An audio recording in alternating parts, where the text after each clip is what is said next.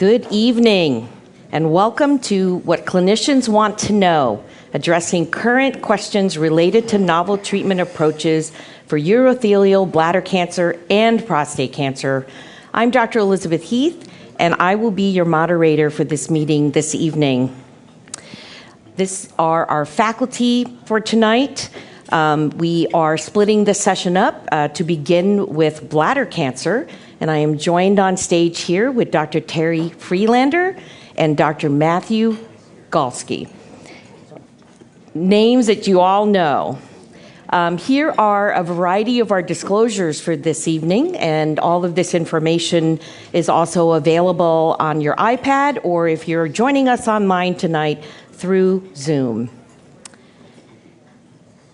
The commercial support tonight is, again, as listed here, Research to Practice CME Planning Committee. Staff and reviewers have no conflict of interest to disclose, and we really welcome the educational grant from Astellas and Pfizer.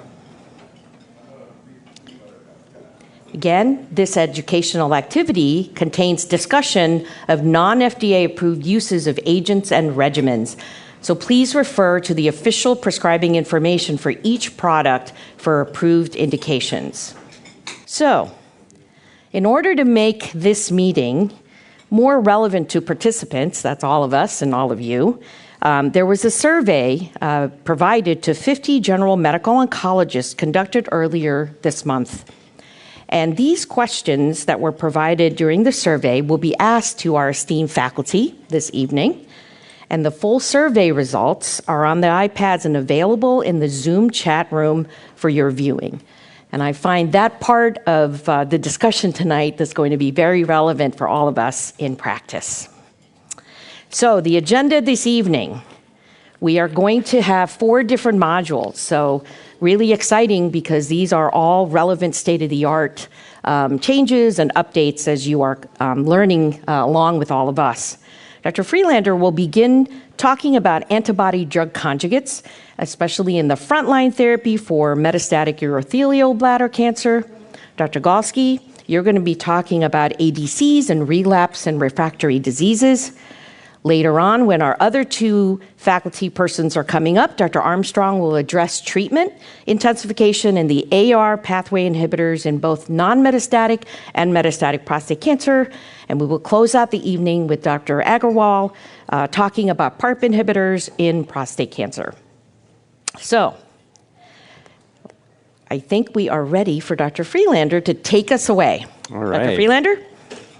Thanks, everyone. Thanks, everyone, for attending here and online. It's really a pleasure to be here today to talk about really some exciting developments in the world of bladder cancer. The landscape for bladder cancer has evolved really rapidly. When I started my career, we essentially had one drug. It was platinum, and it had some activity. It still does. But as you can see, beginning in about 2016, we had 5 new checkpoint inhibitors. We had a number of new agents approved, small molecule inhibitors of FGFR, like erdafitinib, enfortumab vedotin in late-line settings, which Dr. Galsky is going to talk about, avelumab maintenance, sacituzumab govitecan actually was conditionally approved, accelerated approval, and subsequently has had withdrawn its approval. The 2 agents I want to talk about really in more detail really is enfortumab vedotin and pembrolizumab, the EV302 trial, and also we had an approval recently of nivolumab, gemcitabine, and cisplatin just recently as well. So, enfortumab vedotin is a Nectin-4 targeting ADC, and I just want to step back for a second and say, why are we looking at Nectin-4? What is Nectin-4? In fact, Nectin-4 was only discovered about 20 or 30 years ago. It's relatively recent. They're transmembrane cell adhesion molecules. Nectin-4 is overexpressed in embryology, and actually in adult tissues is not widely expressed. In cancers, it is highly expressed, and in bladder cancer specifically, but you can see here on the slide also in breast cancer and in some lung cancers have overexpression of Nectin-4. If you look specifically in urothelial cancer, on the bottom left of the slide is about 500 or 700 patient samples that were analyzed for Nectin-4 levels, and you can see that Nectin-4 is fairly highly expressed across both localized bladder cancer as well as in metastases. And you can see that in the middle panel as well. Most patients' tumors stain positive for Nectin-4. And on the bottom right of the slide, you can actually see that only a very small subset of patients have no Nectin-4 expression. So it's generally about less than 1%, or maybe around 1%. So this is pretty ubiquitous in urothelial cancer and is a good target for treatment. So enfortumab vedotin, as many of you may know, is an antibody-drug conjugate. As I said, it targets Nectin-4. It has this payload of MMAE, monomethyl auristatin E. This is a microtubule stabilizer that by itself may be a little too toxic to give as free drug, but in combination is a good payload for antibody-drug conjugates. So this is thought to be the mechanism of action of enfortumab vedotin. Basically, you can see the antibody on the left. When it binds to cells, which you can see on the right of the slide here, it gets internalized. The free MMAE is released inside the cell, binds to microtubules, and causes cell cycle arrest and then apoptosis. So fairly straightforward mechanism of action here.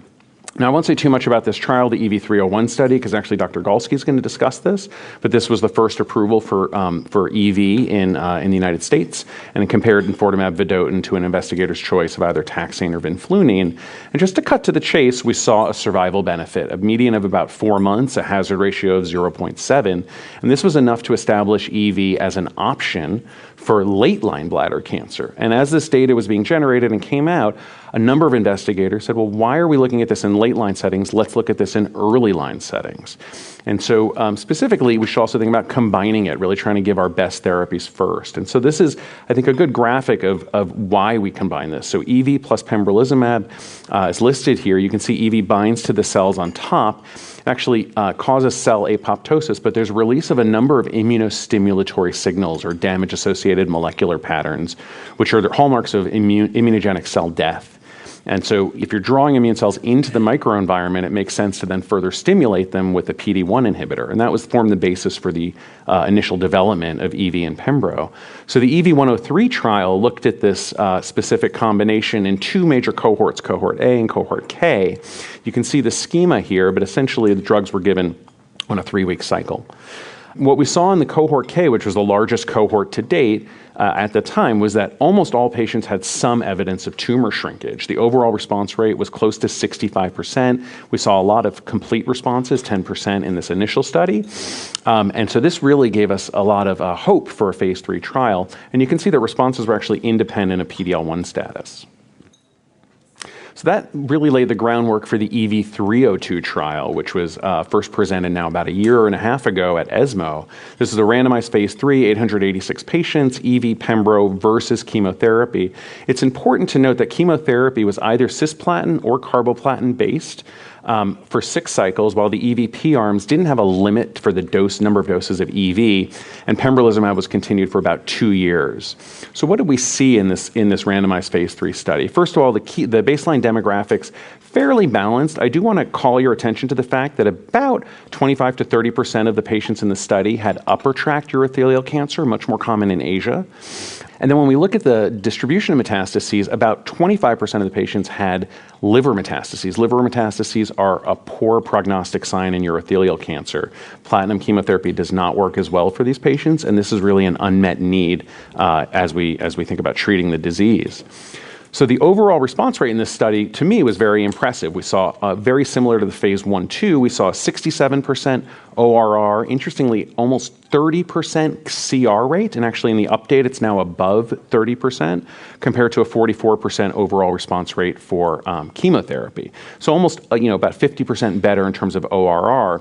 What I think really turned heads was the PFS and the OS curves. And so here you can see that about 40% of patients had long-term durable benefit. You can see there's sort of a leveling out of the curve from the initial presentation. Hazard ratio here of 0.45, so that's less than 0.5, which we've never really seen in any bladder cancer study. So patients had a significant benefit in the EVP arm, and there was a doubling of the median PFS from about 6 months to over 12 months. The OS very much mirrored the PFS. We saw a hazard ratio here of 0.47 and also a doubling from about 16 months to a median of almost 32 months in terms of median OS. Now, this data, subset analyses were done, and I just want to point out that, first of all, every line on this graph is to the left, which favors EVP in the predefined subsets. So patients who had liver metastases seemed to do just as well as patients who didn't in terms of the OS benefit. And then patients who were eligible for cisplatin did just as well as the patients who were ineligible. In fact, the cisplatin ineligible patients may have done better, probably because carboplatin is not as effective a drug for those patients compared to cisplatin. But regardless, there was really benefit across a broad swath of patients in the trial. When we look at the toxicity, the story is a little different. You can see this is a tornado plot. It's not completely balanced. We see the toxicities of EVP, like peripheral sensory neuropathy, pruritus, alopecia, and rash, much more common. And that's probably related to the distribution of Nectin-4. We don't see that so much with chemo, but we do see much more myelosuppression with chemotherapy, sort of a known on-target side effect. And EV doesn't appear to be very myelosuppressive based on the numbers that you can see here. There's an update that's actually being presented tomorrow, so this is incredibly fresh data that now brings the median follow-up into, I think it's the late, something like 28 months or so. And you can see the numbers really hold up here. I know this is a busy slide. Just focus on the hazard ratios on the right. If you look at the PFS and OS, they're still around 0.5. And in the specific subgroups, the hazard ratios hold up with, again, about a 0.5 hazard ratio across cisplatin eligible, ineligible, and patients who have liver mets. So the question is EVP the new standard of care? I would argue it is. The NCCN guidelines have listed EVP as the preferred regimen for patients with frontline metastatic urothelial cancer. When I see a patient, I'm looking for a reason not to give this drug because it really should be the standard. We do have other category 1 recommended regimens. That includes Gem, Cis, and Nivo based on Checkmate 901, as well as the Javelin Bladder 100 regimen of upfront chemotherapy, followed by avelumab maintenance for patients with stable disease or better. So in the last few minutes, I want to talk about the toxicity of EVP because there are very specific toxicities that I think are important to know if you're using this drug for the first time. The first is that Nectin-4 is widely expressed, especially in, I shouldn't say widely expressed, but it's expressed in the skin fairly widely. You can see in most other tissues actually don't have a lot of Nectin-4 expression. You can see this in micrographs if you stain for Nectin-4, and if you stain for Nectin-4 and EV together, you can see that the drug localizes to the skin. This may explain some of the skin toxicity. Most of the skin toxicity is grade 1 or 2, but it can be of a variety of types, and I'm showing you all the different types that are here. It can be mild rashes, there can be blistering rashes, there can be rashes that occur in the folds of the body, in the axilla or in the groin. What I really worry about is the severe rash, Stevens-Johnson syndrome, toxic epidermal necrolysis. Very rare, but it can occur. And so I counsel patients on day 0 when I'm treating them that they have to be very careful about rash if they have one, they have to report it. Fortunately, most of these rashes happen early, and usually that's an EV rash as opposed to pembrolizumab, which tends to happen a little later. But it's hard to distinguish between these, and often I'll refer my patient to a dermatologist to get a biopsy or help us think through what's causing the rash to know which drug to modify. For grade 1 rash, we can often continue therapy and just use high-potency topical steroids. I often give my patients a prescription for clobetasol or a similar steroid to take home with them and use for mild rash, but they have to call us and we monitor them closely. For grade 2, you want to consider a biopsy, consider systemic steroids, and hold drug until the rash gets better, close reassessment, and then reduce the dose from 1.25 to 1 milligram per kilogram. For grade 3, and you can see the criteria for grade 3 here, which is greater than 10% of the body surface area with fever, blistering, mucosal involvement, kidney or liver problems. This could be evolving TEN or Stevens-Johnson syndrome. You have to be very careful about these patients. These are patients you may want to hospitalize, get dermatology involved, stop the EV and give intravenous corticosteroids and monitor them closely.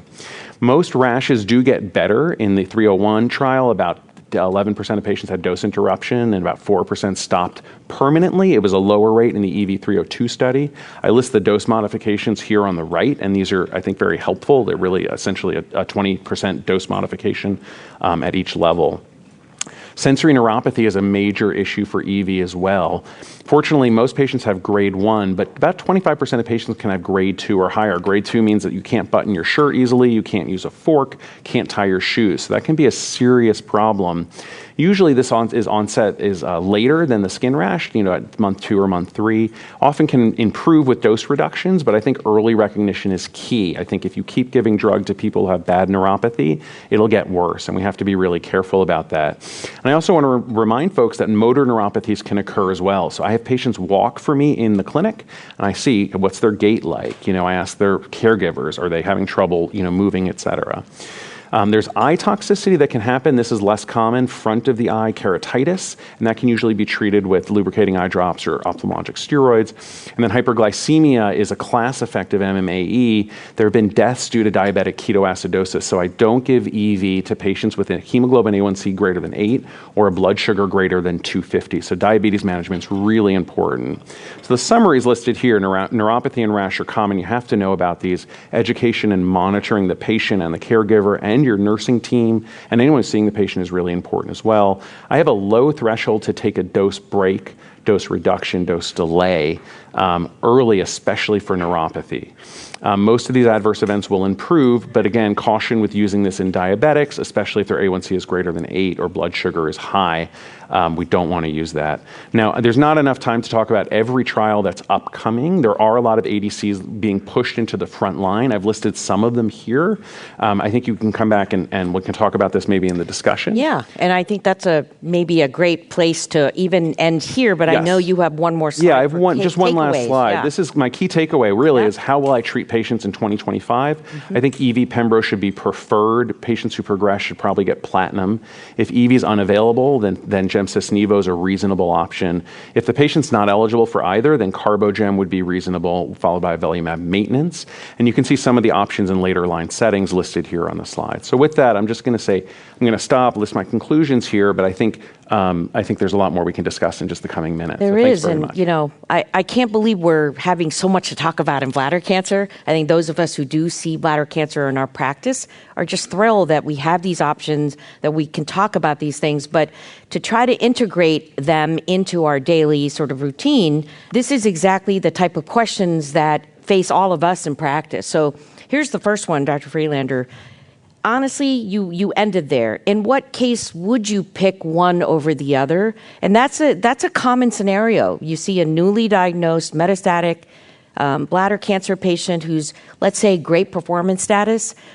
How do you decide? Yeah, so there are a number of factors. I actually think a lot about the toxicity of EV. So if a patient has bad neuropathy to begin with, it will likely get worse with EV. So we have to be cautious about recommending EV in those patients. I think carboplatin, gemcitabine, followed by avelumab is a reasonable regimen for them. Cisplatin, maybe not so much. I think if patients have diabetes, as we've been talking about, with a hemoglobin A1C above 8, I avoid giving EV in those patients. I think patients with variant histology, I don't think we know as much about what to do for those patients. There's some data from the UNITE registry that suggests that responses to EV are not as good in patients with a variant predominant histology. And for those patients, I might give gemcitabine or I might give gemcarbo and avelumab depending on their tolerance. So those are kind of like three scenarios where I think EV is probably not the right choice for the front line. Well, the second question is one that faces all of us because as all of this was going on in the metastatic setting, adjuvant studies were also underway. What are your thoughts there in terms of how do you make a decision on what's next as first line if somebody has already received adjuvant therapy? Yeah, this is a great question. We don't really have great prospective data looking at this. Yeah. In kidney cancer, there have been 2 randomized phase 3 trials that show that giving a second PD-1 agent after a first is not effective. We probably shouldn't be doing that in RCC. Yeah. Is that true for bladder? I think maybe yes. There was some data presented also through the UNITE registry that looked at the activity of EVP in patients who'd already had a prior ICI, immune checkpoint inhibitor. The response rate was about 40%, which is what you would expect from enfortumab vedotin by itself. Yeah. So I'm not sure we get a lot out of giving the second agent, the pembrolizumab. I've done it. I still do it in some patients because, if you really believe that there's immunogenic cell death and that EV and pembrolizumab have some sort of actual synergy, hard to prove, but there might be a rationale to do it, but we need the studies and the prospective data to understand it. How about you, Dr. Galsky? That third bullet, that's another patient type that we see in our practice. What if they're just in general ineligible for IO? What do we do with EV? So we certainly have data for EV in the frontline setting in cisplatin-ineligible patients, and we have data for frontline platinum-based chemotherapy and switch maintenance, in second-line EV. Right. And so I think both of those are options. Of course, for our patients with metastatic urothelial cancer, we do try and optimize the number of potentially effective regimens that they might be able to receive. So ultimately, that question oftentimes is not a matter of which, but it's a matter of when and what you're going to use first. But both classes of drugs play a role. I think that's all this great data, but when we're asked to figure out what we need to do in our practice come Monday morning, it really is a bit of a challenge. And here's a classic sort of scenario, I think, that faces us from this also terrific question from one of our survey respondents. You have an 81-year-old female who's frail, presented with some urinary retention, 8-centimeter mass, and oh no, it's a large mass with squamous features. The TMB score is 6. MRI showed the tumor invading into the suprapubic bone. Bone biopsy was negative. CT showed some small lung nodules, the dreaded just little bits everywhere and not big enough to biopsy. What should we do at this point? Is there a recommendation? And Dr. Friedlander, what are your thoughts here on this sort of this is scenario? A really good question, because it's not super clear what the right answer is. We say frail, but what does that mean? Does that mean she's using a cane to walk in the clinic, or is she in a wheelchair and not able to walk? So we don't really know that. For the very frail patients, I still use pembrolizumab monotherapy as a frontline option. I've had a few successes there, but the overall response rate's only about 20%. So you have to really counsel the patient that the likelihood is that they won't respond to single-agent pembro. I've also started in patients like this low-dose EV, so EV 0.75, as a sort of a test dose. And I actually tell the patient that we're going to try this and see if it works. And so I really try to have an informed discussion with them. I'm a little concerned that there's squamous features, because that UNITE data that was presented at ESMO recently, and I think it's being updated at this meeting, suggests that EV is not as effective in patients with squamous histology or squamous variant. So that makes me a little concerned. I guess, I'd have a discussion about pembro mono versus pembro plus maybe a reduced dose EV, see how they tolerate it, and then make a decision on day 8. Yeah. Dr. Galsky, thoughts? Yeah, I think this is a patient where really discussion about goals of care is required, and what's the tolerance for treatment-related side effects versus achieving a response. Yeah. This patient needs a response to treatment for palliation. They have a large primary tumor. They're going to get into problems with bladder outlet obstruction and renal failure, probably pain from involvement of the bone. And so the likelihood of a response to single-agent pembro is not zero by any means, but it's low. Yeah. And you probably only have one shot at trying to decrease the tumor burden. And so I think for someone who's informed and really wants to use the regimen that has the most likelihood of benefit, this strategy of using potentially a little bit lower dose EV makes sense. Well, and I'll ask you, Dr. Galsky, we've had conversations, you and I, about what to do with this concept of MRD, or minimal residual disease, that's honestly facing all of us. So, we know molecular testing is in the space of bladder cancer really almost every day because of other drugs that can respond, especially in the FGFR pathway. But how are we using MRD to figure out, do we use it to stop? Is it a measure that's consistent enough? It certainly is a struggle in my own practice. What are you doing? Yeah, I don't think we could use it to stop. It's a good research question. There have been proposals to design the very study that's being, that's addressing the question raised here.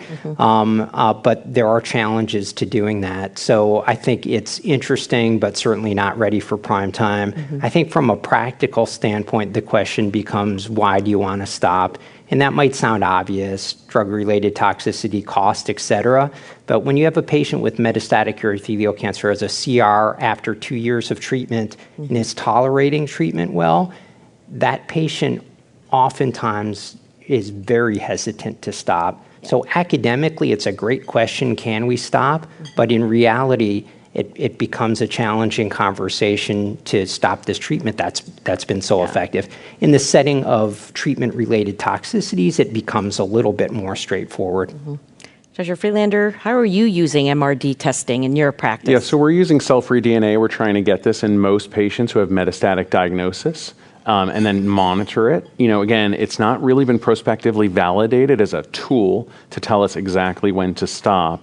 Trials could be designed that way, but they're, I think, logistically hard to accrue to because most patients who are responding to drug, if their cell-free DNA goes negative, they may not want to stop, right? This is a life-saving therapy.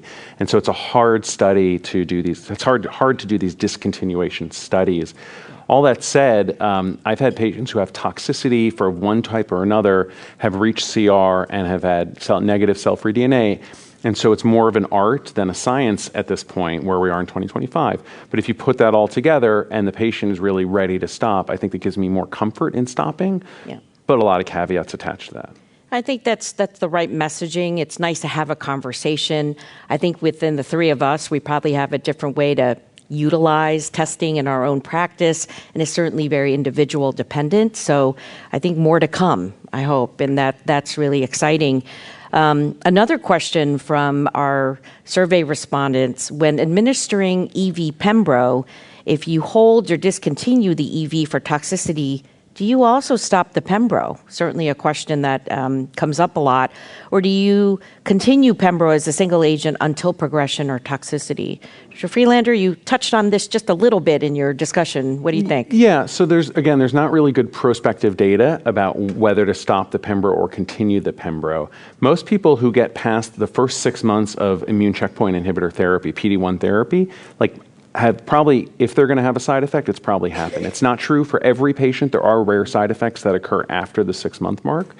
Most patients, in my experience, who had needed to hold the EV want to continue the pembrolizumab. And most of the trials have allowed, for example, EV302 allowed up to 2 years of therapy. So there are actually a fair number of patients in EV302 who stopped EV and continued the Pembro for up to 2 years.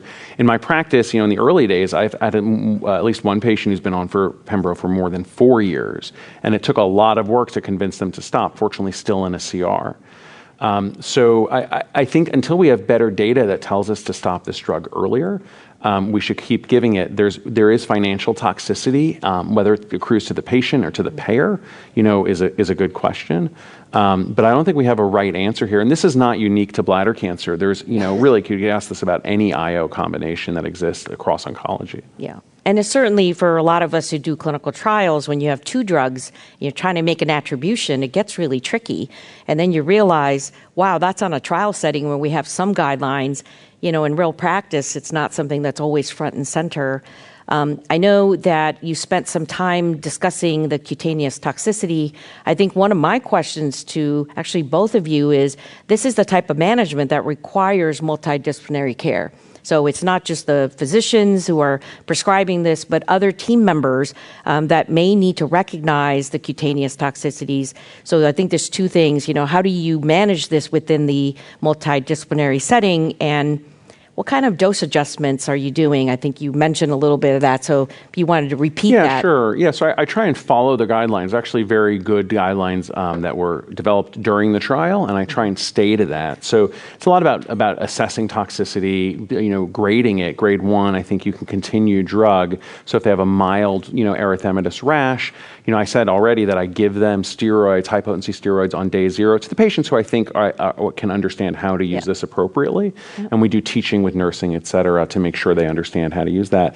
And then they call us. But I do worry. We had a patient on the trial who had, blistering rash. This was reported. He ended up in the hospital, actually recovered, but needed IV steroids. So it really does happen. And I think we have to be really careful about it. And I mentioned a little bit that the EV rash tends to occur soon. So, we've seen rashes occur within just days of the first dose. Not that they can't occur later, but the pembrolizumab rashes, in my experience, happen later. We do see some pruritus from pembrolizumab early. So making that attribution is tricky. Getting a biopsy, I think, is helpful. And then once it happens, I would follow those guidelines. And so if it's grade 2, then you want to reduce the dose. If it's grade 3, you want to consider stopping the drug permanently.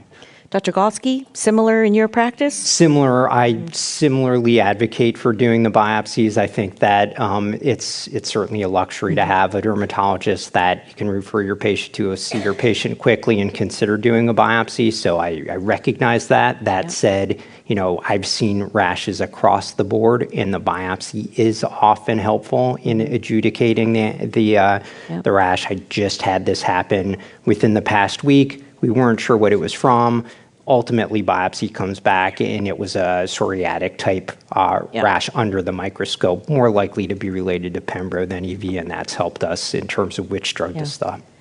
So to make this as practical as possible, Dr. Friedlander, I'm going to put actually both you and Dr. Galsky on the spot. We have a question from our virtual audience, and it's really in your conclusion slide, we have 3 options nowadays. So it's either EV pembro, it could be chemo followed by maintenance of avelumab, or gemcitabine. What is your guiding principle when you're seeing this patient in clinic Monday? Yeah. What are your thought processes? I try and talk to them about all the trials if I have the time or all the data. But really, I think patients are coming to us for a recommendation. And so I generally lead off with EVP. It is the preferred regimen in NCCN. If the patient's eligible for it, I think they should get it. We have frontline clinical trials, so I may talk to them about things like that.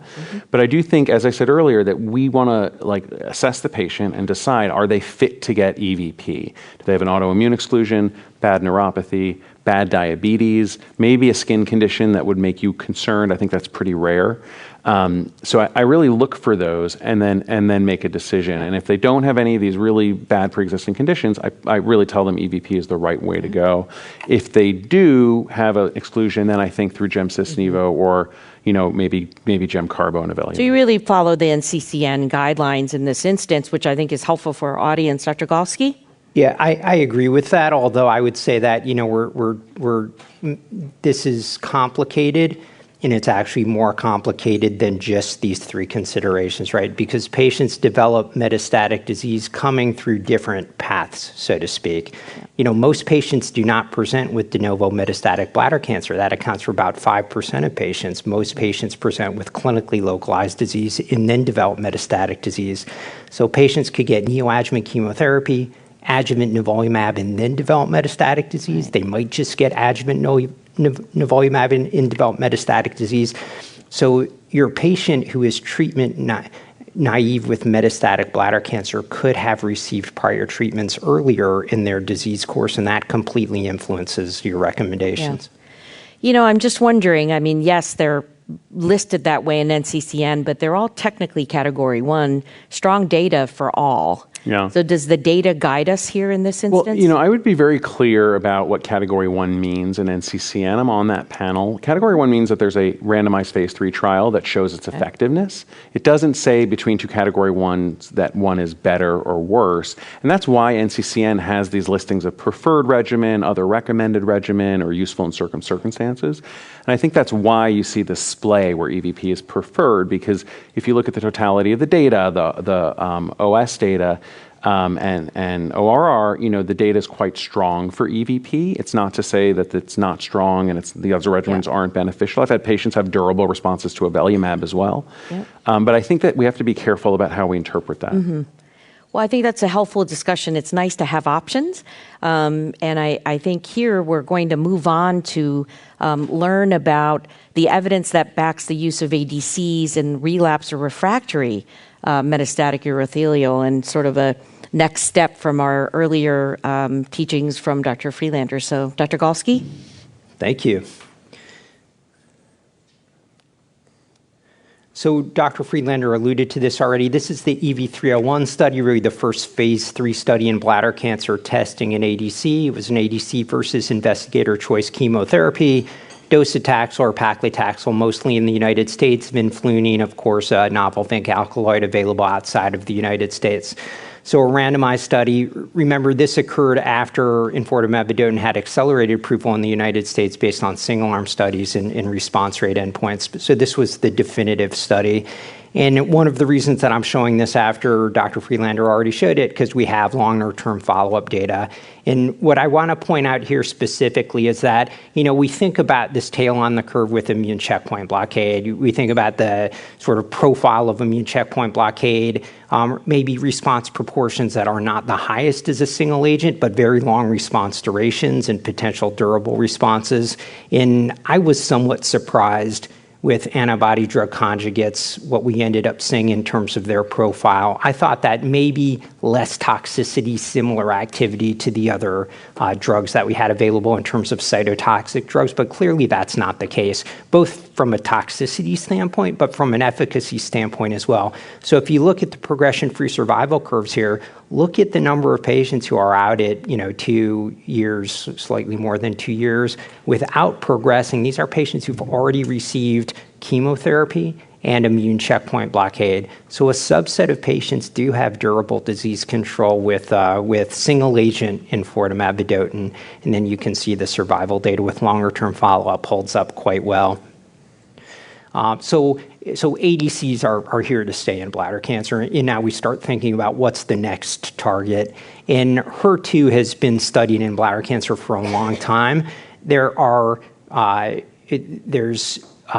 decades of studies showing or testing anti-HER2 based approaches, really trying to target the kinase activity of HER2 or using naked antibodies directed against HER2 in bladder cancer, really showing limited to no activity. So this target really was felt to maybe not be the best target in bladder cancer after all of that experience. And it's certainly been revived in the antibody drug conjugate era because we know that HER2 is overexpressed in a subset of bladder cancers. And even if we don't completely understand the relevance of signaling downstream of HER2, it is a pretty good target for selective delivery of cytotoxic agents.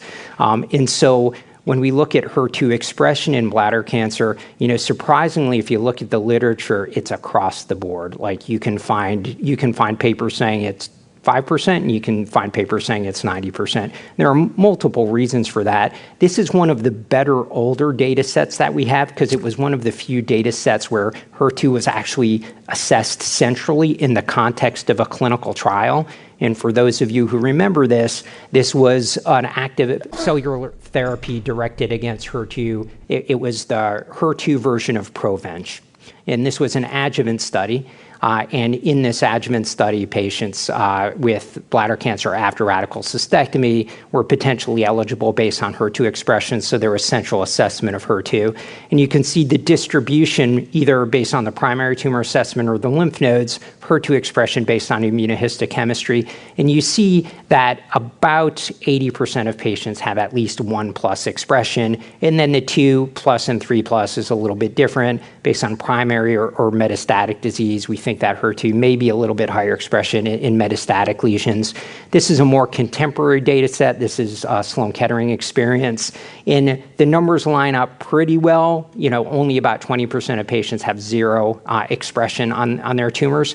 But one of the reasons for showing this is that with next-generation sequencing being done more and more routinely, we're picking up HER2 mutations and HER2 amplifications, and those actually correlate pretty well with HER2 overexpression at the IHC level. So you see the 3+ in the stacked bar chart, and you see that among the patients with HER2 mutations or HER2 amplifications, most of those patients have HER2 overexpression at the 3+ level based on immunohistochemistry.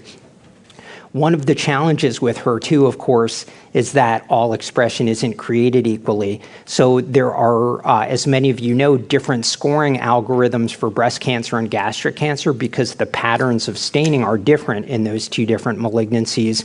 And in bladder cancer, it's also different from those two malignancies. So in bladder cancer, you tend to see membranous circular expression, but it tends to be patchy. And so that has some potential implications not only for testing, but for antibody drug conjugates as well, particularly for the linkers. And so we don't have a specific scoring system for HER2 in bladder cancer right now. Some studies have used breast. More recently, most of the studies are using the gastric algorithm.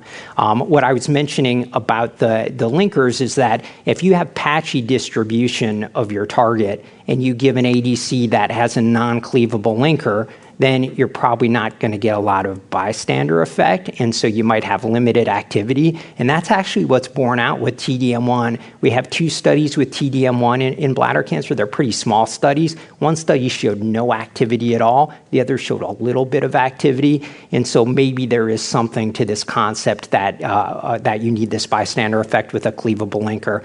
The 2 drugs that I'm going to talk about, trastuzumab deruxtecan and disitamab vedotin, both have cleavable linkers. So they're both ADCs directed against HER2. One of them is a trastuzumab-based antibody. The other is actually a novel antibody directed against a different epitope on HER2. And then you see the payloads are different. For trastuzumab deruxtecan, it's a topoisomerase payload. And for disitamab vedotin, it's MMAE, the same payload that we just heard about for enfortumab vedotin. And there are other HER2 ADCs on the list here where there is actually data that's in the public domain in bladder cancer already presented. So we have an approved ADC directed against HER2 in bladder cancer, and that is trastuzumab deruxtecan based on the tumor agnostic indication. So TDXD was studied in the PanTumor02 study. You see all of the tumor types explored here, and bladder was one of them. And if you look at the patients with bladder cancer, somewhat of a limited sample size, but if you look at the all-comers, which were mostly 2+ or 3+ expressing tumors, response rate was 39%. And in the 3+ group, which is a small sample size, 56%. These are patients who are treated already with standard treatments for bladder cancer. And so a respectable response rate in that heavily pretreated population. If you look at the whole study, you see that in this experience, there does seem to be some correlation between the level of HER2 expression based on IHC and the likelihood of response. So potentially a biomarker that helps us identify who's most likely to respond. When that was looked at in terms of time to event data, you don't see that much difference between the 2+ and the 3+, but remember, these are small sample sizes. Trastuzumab deruxtecan has a somewhat unique side effect profile. So unlike EV, which we've already heard about, more topoisomerase-related side effects, you have cytopenias, you have GI side effects, and then you have ILD, you have pneumonitis as well. ILD is not common, as you could see on the slide here, but it is potentially serious, and it is an adverse event pretty much from every ADC that we give, but more common with some than others. So this is something that we look for when we treat patients with TDXD. I mentioned that HER2 mutations occur in bladder cancer, and HER2 in trastuzumab deruxtecan has been studied in a basket study in patients with mutations as well, so separate from IHC overexpression, enrolling patients based on the presence of mutations, in part because of the correlation with overexpression. And there were patients with bladder cancer enrolled in this basket study as well. You can see the activity in these plots, and you can see the relatively small urothelial cancer cohort, but most of the patients treated in that cohort had some regression of tumor on trastuzumab deruxtecan. So something to think about when you do next generation sequencing. You have a patient come back with a HER2 mutation or an amplification. Certainly that should trigger IHC testing if it hadn't already been done. The other HER2 ADC that I'm going to talk about is disitamab vedotin. Remember, this has an MMAE payload, same payload as enfortumab vedotin. So there's a pretty large experience with disitamab vedotin now because this drug has been developed in China for some time. And so this is the experience in China with disitamab vedotin pooling 2 phase 2 studies with pretty similar eligibility criteria. So this is the experience in patients who were mostly heavily pretreated. with metastatic urothelial cancer with either 2+ or 3+ expression of HER2. And you can see that the response rate of 50% in this population, again, pretty high for a heavily pretreated population with some deep responses there. We even see activity in 1+ expression, as you can see in this smaller cohort, and even a little bit of activity in patients with HER2 0 expression, which really highlights the fact that there probably is some inter- and intratumoral heterogeneity in expression, and probably depends a little bit about on where the biopsy comes from. So now we have these different ADCs. Some of them are directed against the same target. Some of them have the same payload but different targets, and we can start to compare across these in terms of the side effect profiles. And you can see that the side effect profiles are somewhat target-driven and somewhat payload-driven, and they don't match up exactly between drugs. And we've already spoken about EV. We've spoken about trastuzumab deruxtecan in terms of the potential for pneumonitis. And disitamab vedotin, the AE profile similar to EV, but seems to be a little bit different in terms of some of the side effects like hyperglycemia, rash, neuropathy still potentially occurs with disitamab vedotin. Trastuzumab deruxtecan has been combined with nivolumab. Actually, we had data with trastuzumab deruxtecan and nivolumab before we had single-agent data in urothelial cancer, just based on the timing of how the studies were done.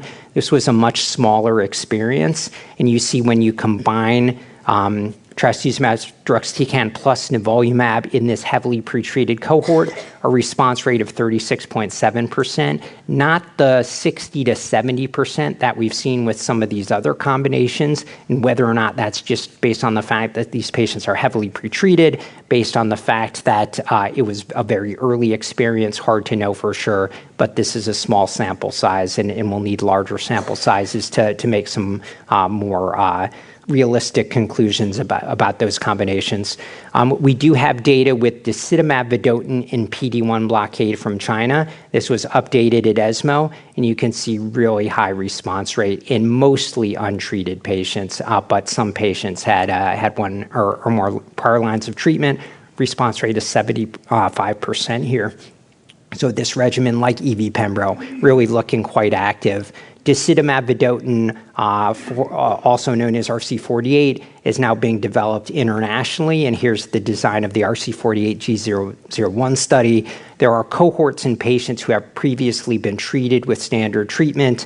Those two cohorts include single-agent therapy in patients with lower HER2 expression and higher HER2 expression, and then in untreated patients, there is a randomized study of disitamab vedotin versus disitamab vedotin plus pembro versus disitamab vedotin monotherapy to really understand contribution of components in that frontline setting.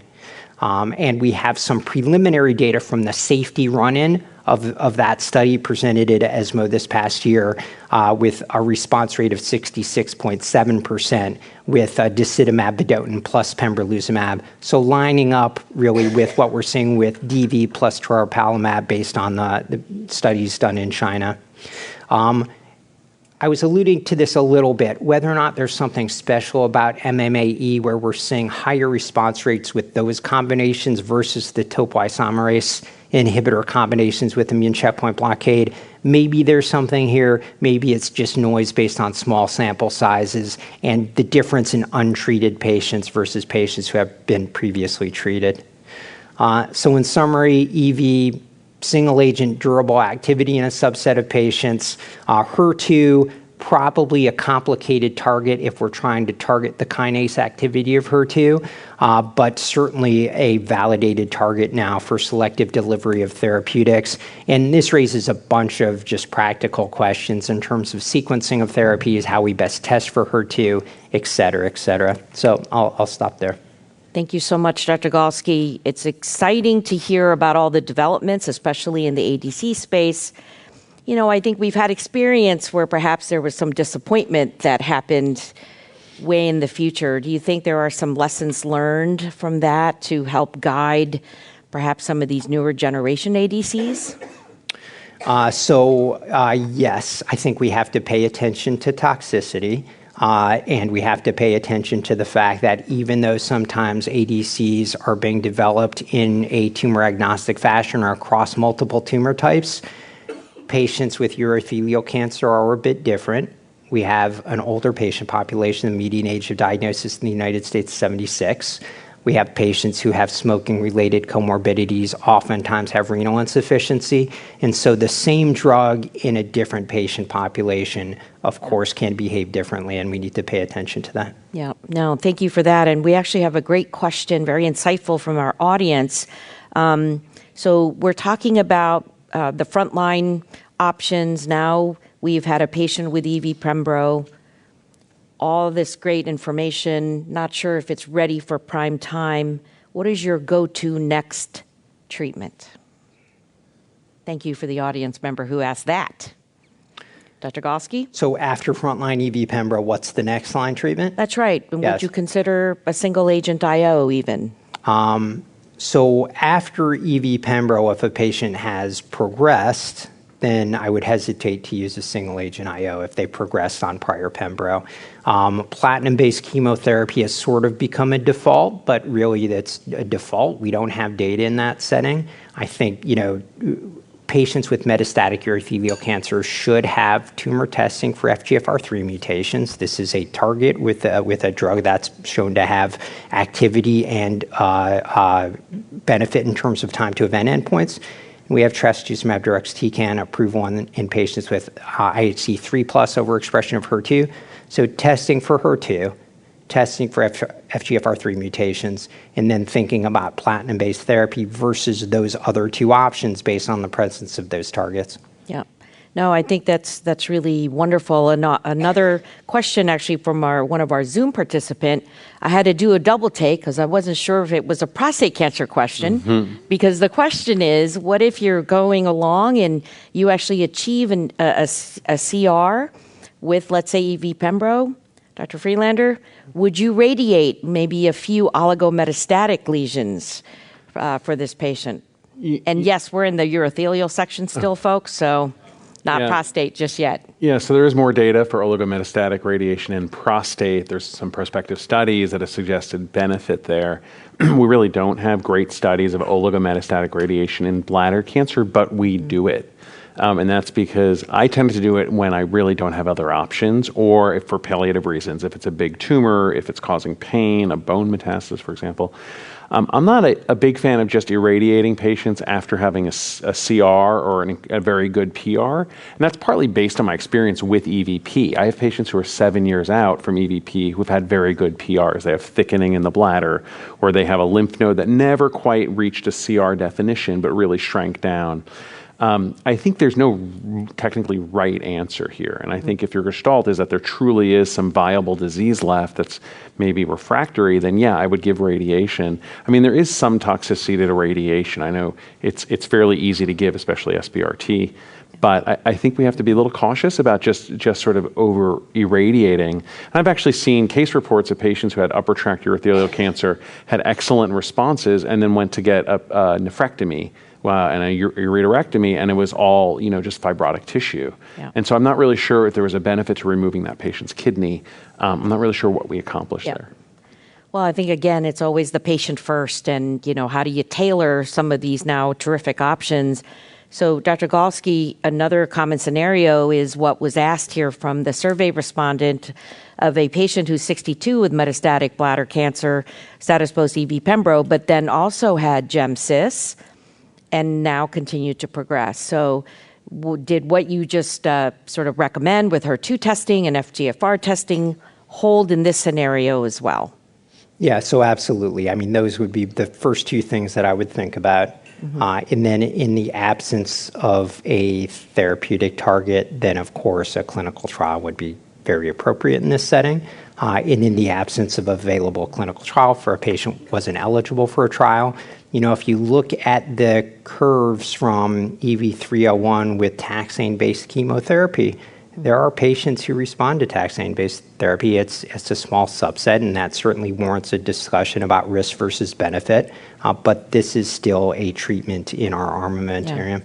Well, and I think that's, again, the second question. Do you ever want to re-challenge with EV And I'm not sure in exactly what context that is, but I think as the neoadjuvant data sort of ramps up in this scenario, is this something you'd consider again, Dr. Galsky?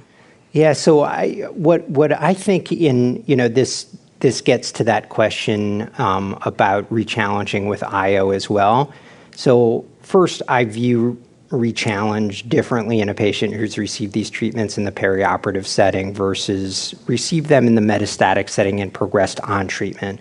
So if you progress off treatment, that's different to me than if you progress on treatment. And of course, the timing might matter a little bit. Yeah. But one of the pieces of data that has informed my thinking about this a little bit are these patterns with ctDNA in the large colon cancer experiences.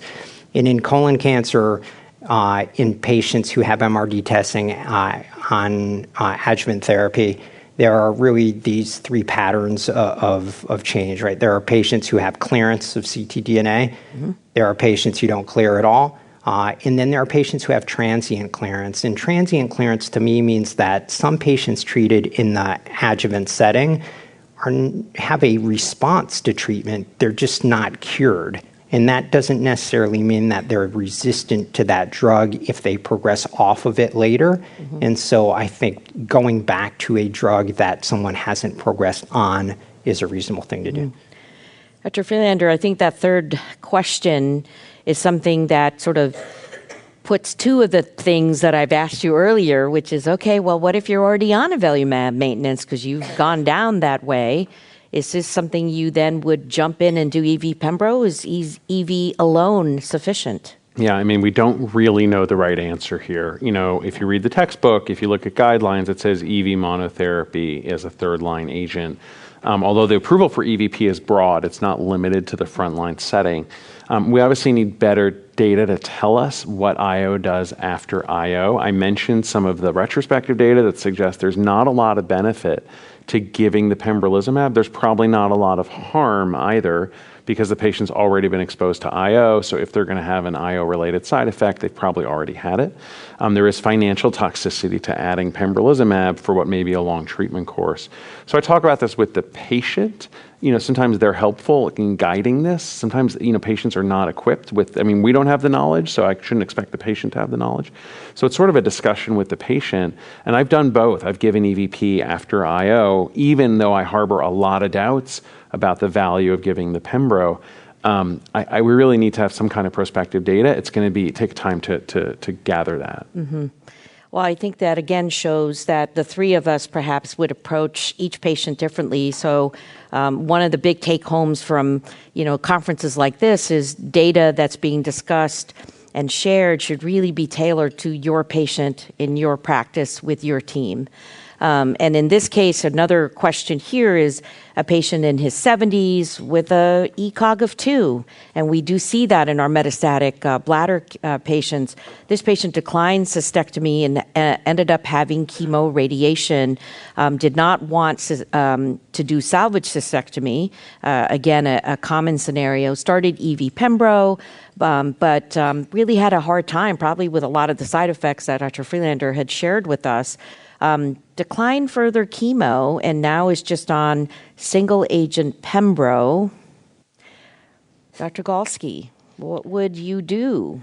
Yeah, so for someone who is declining further cytotoxic chemotherapy and progresses on single agent Pembro in this context, really the class of drugs that we have in urothelial cancer that's not necessarily chemotherapy are small molecule inhibitors of FGFR3. So I would certainly test for the presence of an FGFR3 mutation, and that becomes an option for this patient. Mm-hmm. No, I think that's absolutely right. I do want to point out that one of the struggles, and it's so nice to hear about the different options, but this is a frail group of patients. So the odds that we're going to make it past second line Dr. Friedlander, did you want to comment on how not robust those numbers are? Yeah, I mean, I think I mentioned this earlier that, about half, well, maybe I didn't, but half of patients who have metastatic urothelial cancer never get frontline therapy. These are elderly patients. Maybe they're in a nursing home. They get diagnosed with advanced disease and go straight to palliative care. And then from first line to second line, at least based on some data, there's about, 2/3 of patients never make it to the second line. And again, 2/3 never make it to the third line. So it's only about 6% or so of patients who are making it to the third line, at least in data sets from, the last maybe 10 years. That may be changing a little bit as we're getting better therapy and better kind of frontline, bang for the buck. So it's hard to get people to late line therapy, and unfortunately, I talk about palliative care early on. There's data from ASCO and ASCO Plenary that showed that early palliative care has a survival benefit, and I think it's just a really important thing to remember. As much as we want to develop drugs that have really good activity, they also have toxicity, and we have to really balance that. So, Dr. Galsky, knowing these challenges, we're always worried with molecular testing, I know I am, that it takes time, especially if you're doing it on tissue. You have to get it maybe from a different outlying hospital. When do you test, and how often do you test? Are these mutations changing like they do in prostate cancer or other cancers? So the quote-unquote actionable mutation that we have in urothelial cancer is in FGFR3. That tends to be an early alteration that doesn't change. And so I don't test more than once. Mm-hmm.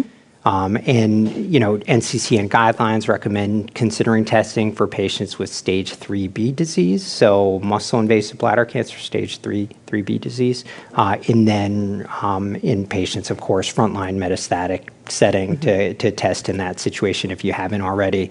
One of the reasons for testing in that earlier stage is for the reasons that you bring up, because it takes time to locate the tissue, send it, and get the results.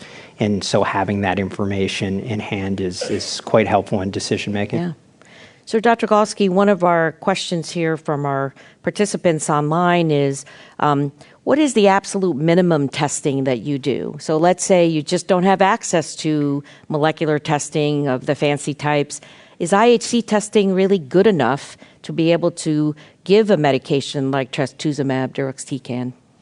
Yeah, so if we think about what ADCs do, they're designed to bind to targets based on protein expression. And so for an ADC, it sort of makes sense that IHC testing would be appropriate.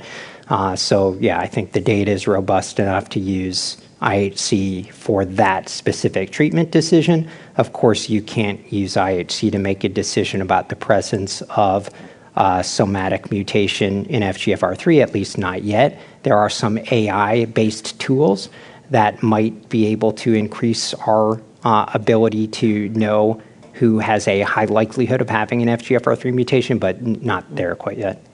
Wonderful. Well, we can't get to all the questions, but as I remind the audience here and virtually, all of the slides are there, so please feel free to go back and look at perhaps some of your answers to these questions that are relevant to all of our practice. I want to thank Drs. Friedlander and Galsky. Let's give them a round of applause for all of their hard work. Thank you so much, and I'll have you gentlemen exit the stage, and I would like to invite Dr. Armstrong and Dr. Agarwal to join me as we switch to a discussion on prostate cancer. So we're switching gears. Now we're going to talk about prostate cancer, and we will have Dr. Armstrong start this next module talking about the evolving role of treatment intensification with AR pathway inhibitors for both non-metastatic and metastatic prostate cancer. Thank you. Go for it, Dr. Armstrong. And hi, Neil, and thank you for the invitation to be here with you tonight, and thanks to the audience for sticking with us. I know it's late, and some of you are East Coasters. So that's right. So I'm going to start us off with hormone-sensitive disease. It's one of the areas where prostate cancer has changed the most rapidly over the past 5 years. And we'll start with some of the major updates. So the major updates are moving into earlier and earlier settings where outcomes continue to improve with treatment intensification. We'll talk about the EMBARK data, which led to a recent FDA approval in the past year. We have extended follow-up, so we have long-term efficacy now from all of the ARPI trials. That's now the preferred term, the AR pathway inhibitors.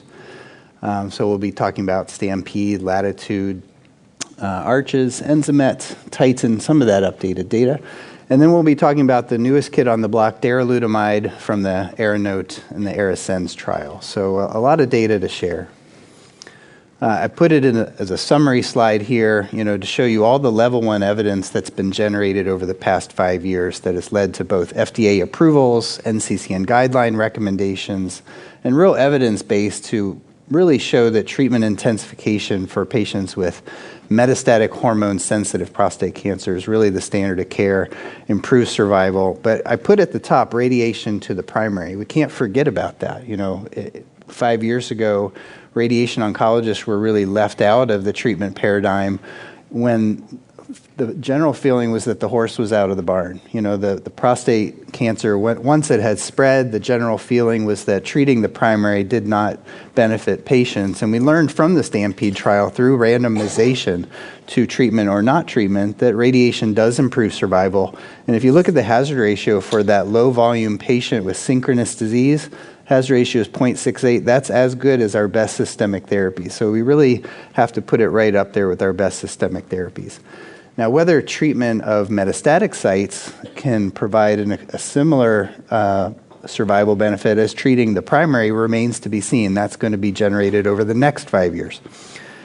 Now, enzalutamide, docetaxel, apalutamide, and abiraterone each have survival benefits with hazard ratios really similar to each other, 0.66, 0.68, very similar, all very robust. And if you look at the median improvements, the relative improvements, these are really testifying to a greater benefit when these ARPIs are used early versus when they're used later. A survival benefit with early use suggests extra years of life instead of extra months of life. So I think patients can all value that approach. And it makes sense because one of the main mechanisms of resistance to androgen deprivation therapy is rewiring of the AR. The AR gets amplified and undergoes splice variants, genomic structural rearrangements, mutations, and these same drugs are just less effective in a rewired setting where there's more genomic instability, where there's more tumor suppressor losses, lineage plasticity, many other factors that limit the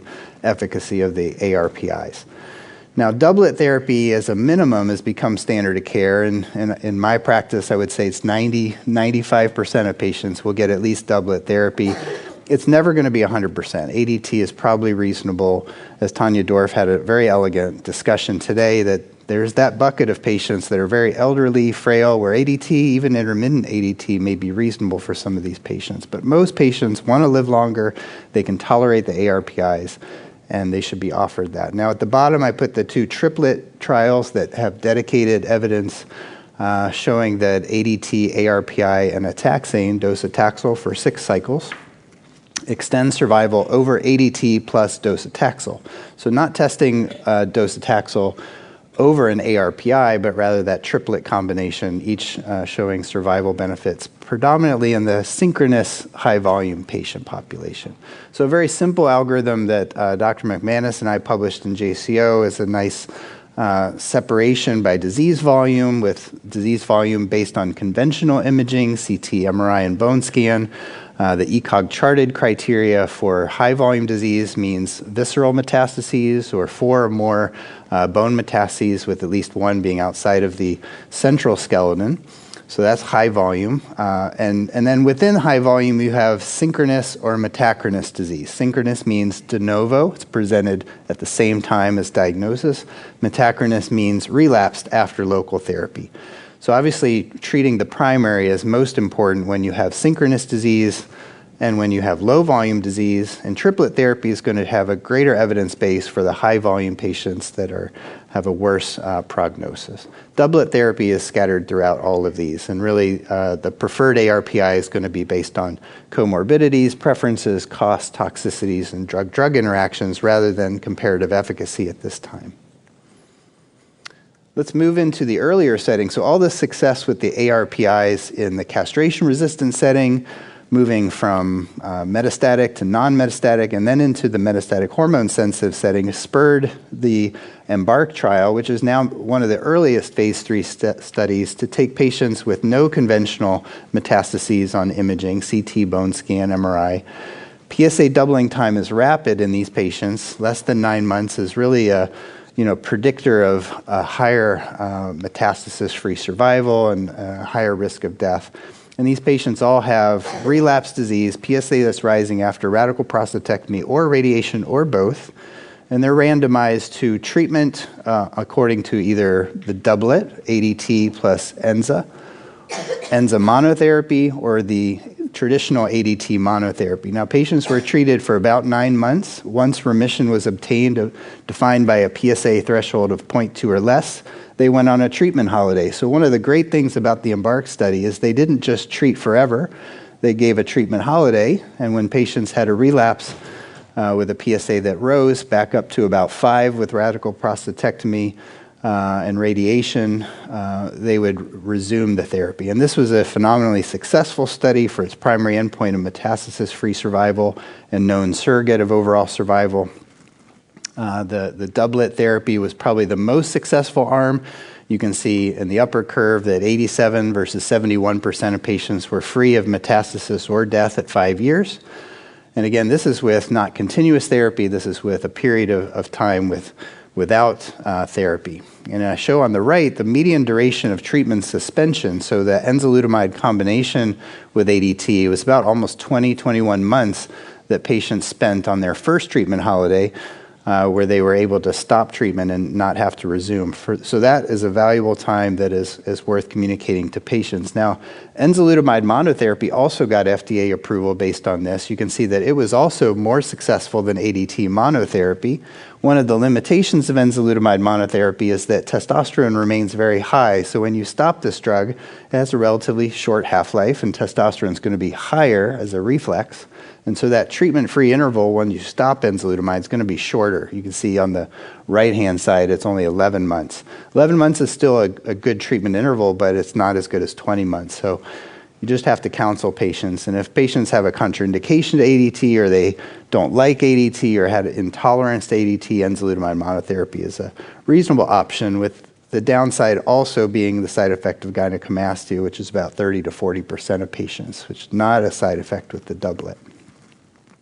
I would point out that leuprolide or ADT monotherapy is still a good choice for some patients. 50% of those patients treated with intermittent ADT in this non-metastatic setting are still alive and without metastatic disease 8 years later. So if you have a more elderly, frail patient, it's not unreasonable to counsel them about the risk benefits of any of these approaches. All of this new data has left us with more questions. We have questions about, well, what about PSMA PET positivity? Most of these EMBARK patients, if you look at that population, do a PET scan, about 80% are actually M1 by PET scan. How do we mash up some of our best approaches of oligometastatic radiation that we've seen from the STOMP trial or the Oriole trial? Many of the studies that are presented today in posters, for example, showing that you can delay progression. The oral abstract in the CRPC session from Canada really showed you can double the amount of time with enzalutamide, just by radiating up to 5 metastatic sites. So how do we mash up those best approaches to benefit our patients and allow more patients perhaps to stop the systemic therapy and enjoy time and quality of life in remission without treatment? So a lot of that is ongoing. Another question is, are there biomarkers that can identify the patients that would benefit from triplet therapy?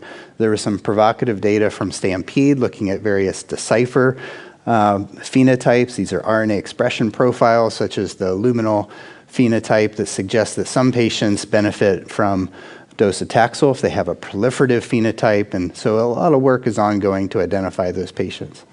Optimal candidates for prostate radiation, clearly the low volume patients are benefiting, but the PEACE-1 trial, not showing that data, very much a more modern randomization, abiraterone for all patients. It did support the palliative benefit of radiation to the primary, even for high volume patients. And many of those patients do benefit because you're preventing obstruction, you're preventing percutaneous nephrostomy tubes, you're preventing a deterioration in quality of life. I just want to put in a plug for some of the MDT therapy trials. The VA is doing a great job with this very large randomization in the metastatic hormone-sensitive setting to best systemic therapy, which is ADT-ARPI, versus that same systemic therapy with metastasis-directed radiation. And CRPC-free survival is the primary endpoint. I would say it's playing on the Extend study, which is one of the first randomizations to test MDT, where patients were given intermittent ADT and randomized to that combined approach or not. Many of these patients had their metastases identified on PET scans, and many of these patients were also receiving an ADT plus an ARPI, and you can see from these Kaplan-Meier plots that the combined therapy significantly delayed progression. So it's really an option for some patients, not in the NCCN guidelines. This is off-label right now. Well, and maybe before you provide all those updates in the interest of time, we may want to go and really learn about what you noted, which was darolutamide, the new kid on the block, and what your thoughts are on perhaps informing our audience here. Let's go right to darolutamide. So, as we're seeing all the data I've already basically shown with abiraterone and the high volume and the low volume patients benefiting, we have data that these drugs work better in the non-metastatic setting. We have data from NCCN that suggests that abiraterone shouldn't be just used in the metastatic setting, but should be used in the non-metastatic setting. We have long-term data from all the ARPI studies. This is just ARCHES showing that patients are living longer. But the newest kid on the block, and I'm just going to go right to darolutamide, is this agent. So darolutamide is really a different chemical structure. It doesn't enter the blood-brain barrier. It's a very effective ARPI, binds to the ligand binding domain. It was first studied in Aramis, got FDA approval for non-metastatic CRPC. It was studied as part of a triplet combination in ARASENS. It was very successful, as you can see, with overall survival, and this was the initial FDA approval. You can see here that by disease volume, that triplet really was most efficacious here on the left, which is the high volume patients, much less efficacious in extending life in the low volume patients. But it did so without a lot of toxicities. This was really a very successful study where the darolutamide really didn't add a lot of toxicities to a hormonal therapy regimen. So ARANOTE was really the first darolutamide doublet study. This was largely conducted ex-US because we'd already established many of these ARPI benefits in the US, and we had these drugs available. Darolutamide versus placebo, very similar to many of the phase 3 studies that have already been conducted. This was a global randomized trial that was largely de novo and high volume, but had a good mixture and diverse patient population, as you can see here. Now, ARANOTE, this was published in JCO by Fred Saad. He just showed me today that he got a letter from the JCO editor. This is the most cited paper in JCO of the year. So this obviously has caught the attention of the global community. It's been adapted into NCCN guidelines largely because of this slide, showing that darolutamide significantly reduced the risk of radiographic progression or death by 46%. So that's a real home run for patients who can receive this agent over ADT. This is not surprising. We know this is an effective agent. This data mirrors many of the trial that I've already shown on the first slide. We have benefits, though, regardless of disease group, regardless of age, regardless of race, regardless of geographic localization, regardless of Gleason score. I think the most impressive data, and probably why this is so highly cited and of interest, is the clean toxicity sheet. So here we're seeing darolutamide with very few toxicities above a placebo, with hot flashes and fatigue probably being the predominant ones, slightly increased risk of fracture. We know that long-term hormonal therapy can promote bone density loss, osteopenia, osteoporosis, but really no cognitive effects, no falls, no increased risk of significant fractures, and no drug rash, which is kind of a liability for some of the other agents. So really exciting. It's accompanied by time to CRPC delays, time to pain progression. And so this suggests that we now have many choices when we're facing our patients. And I put up here just like one final slide as you're in the clinic trying to make a choice between, you have abiraterone, which requires prednisone, has mineralocorticoid excess. Liver and electrolyte monitoring is required, a lot of cardiovascular risk, as you've heard. But on the other hand, it's become cheap and generic. There's a food effect, which can really reduce the price by 75%. It is safe and very effective and probably has the longest term safety data. The utamides, all the AR ligand binding domain inhibitors, there is no prednisone required. There is still exercise and bone density monitoring required to really minimize risk. There's still a little bit of hypertension, but not as much of those cardiovascular risks as you see with abiraterone necessarily. All can be safely given with radiation, by the way. Well, and maybe just to, I think in the interest of time, I want to make sure we have, because there's some burning questions from our medical oncology respondents. And I'll tell you the one that's the burning question. And again, all the slides are available to all of our participants. It's this top one. When are you going to use single agent enzalutamide, Dr. Armstrong, versus double? Or in what scenario are you making this in a biochemical relapse patient who's actually doing just great after you just told us all about these different side effects that we can expect? So my default has been to offer the doublet, but that doesn't mean that every patient fits that bill. You know, some patients will have had a prior experience with ADT, and some patients will have had a miserable experience with ADT. And for that patient, enzalutamide offers a choice of an alternative, a more effective alternative than ADT, in fact. Dr. Agarwal, do you agree with Dr. Armstrong? I always agree with him. Okay, that's probably the right answer. That's why we call him the mayor. So, but to put you a little more on the spot, in what scenario do you ever give single agent enzalutamide in this group? That's you. Me? That's you, Dr. Agarwal. So I have a lot of patients, especially on the younger side, who are very nervous about starting ADT, and they start one injection, have severe side effects. In those patients, if they realize, as Andy just said, these patients have very high testosterone levels if they're getting enzalutamide. So I start them on enzalutamide, hold off on ADT injection, and tell them, if you have side effects, you stop and you recover from the side effects within weeks, if not days. So I think this is very comforting to our patients that you can recover from the side effects very quickly. So those are the cases. Yeah. Well, that's, I think, a helpful suggestion for sure. So, Dr. Armstrong, you talked about all the different side effects. Here's one respondent who was worried about gynecomastia with enzalutamide. Is that something you're seeing, especially in this, M0 kind of scenario here? What are you suggesting, or what are you counseling these men? Yeah, if you look at the EMBARK follow-up, I mean, you're talking about 8 or 10 years where they're on these doublets or singlets. So enzalutamide monotherapy on or off for that long of a period of time, the report of gynecomastia is nearly half of patients. And so even painful gynecomastia in 20-30%. So prophylactic breast radiation is very low radiation. It's very safe, it's very well tolerated, and it's best in the preventative setting rather than in the reactive setting. So I have that discussion up front. And so I would consider it prophylactically. Some patients who don't want to consider that, I've occasionally prescribed tamoxifen, but again, that's like giving 2 drugs. Most patients don't want more pharmacologic therapies, but that has been shown to reduce the risk of gynecomastia. And you may want to comment about this replacement of enzalutamide with Daro. Maybe comment on already the existing Daro indication. Yeah, so darolutamide as monotherapy was studied by Matt Smith in an early study, and gynecomastia was a problem there too. So you don't get out of the woods by switching.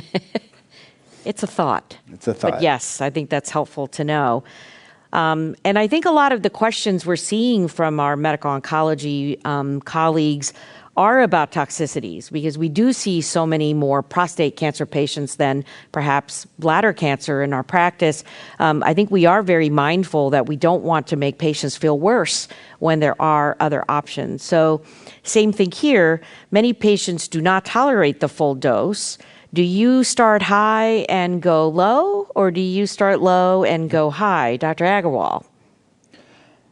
So like any other anti-cancer therapy, dosing matters. So I never preemptively reduce the dose of any drug.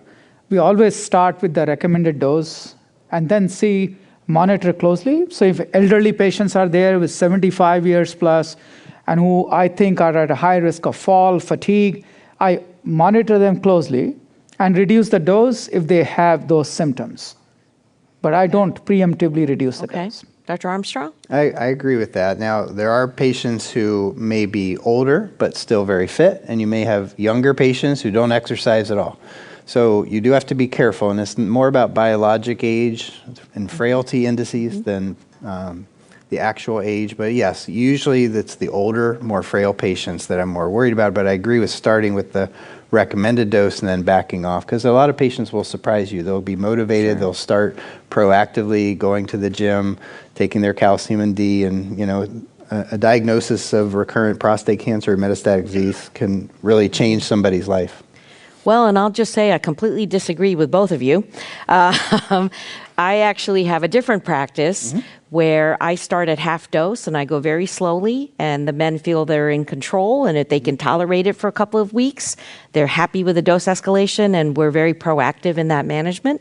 In the past, when I used to start at full dose, and the minute they don't feel well, they just don't want to come back to it. So I think here's a little bit of the art of medicine, knowing who you're serving, your patient population, and in that case, I think having different experiences that many of us who do see a lot of prostate cancer patients, it's really helpful.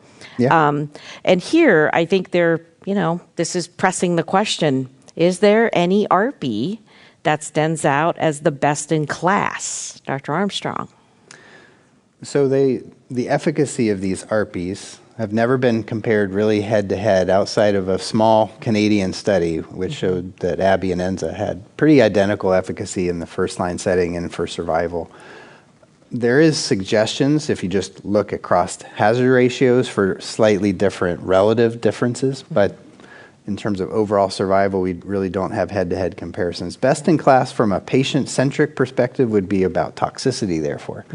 So, of course, we have to follow the evidence, and if we have an ARPI, and if you have choices where there's equal efficacy, I think you fall back onto the availability, cost, and toxicity is really what's driving most patient selection. I think darolutamide probably has the best-in-class toxicity if I had to pick one.